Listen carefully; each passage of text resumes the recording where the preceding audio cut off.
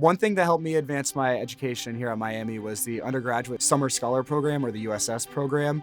Once I learned about the USS program from one of the former graduate students, I was able to control my own project, run my own research project, do my own experiments, interpret my own results, and I feel like that just exploded my passion for research, being able to have full control, and it was very nurturing for my passions for science. I interviewed with Dr. Michael Kennedy, and I was fortunate enough to get a placement here. My summer research project is more towards a gene called ALR 5209. It's basically it's a type of protein that we don't know anything about. It's called pentapeptide repeat protein. That's the fancy name for it. But it's essentially just one specific type of protein with one specific little kink in it, and then that makes it special to all the other proteins.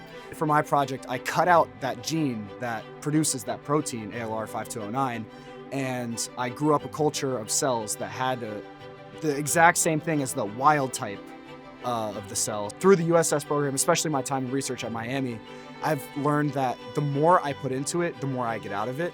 I feel like now I am able to take charge of something. I can nurture something. I can see it from the bottom and see it grow all the way till it's finished, start to finish. That's something I never had the experience of doing before I came to Miami.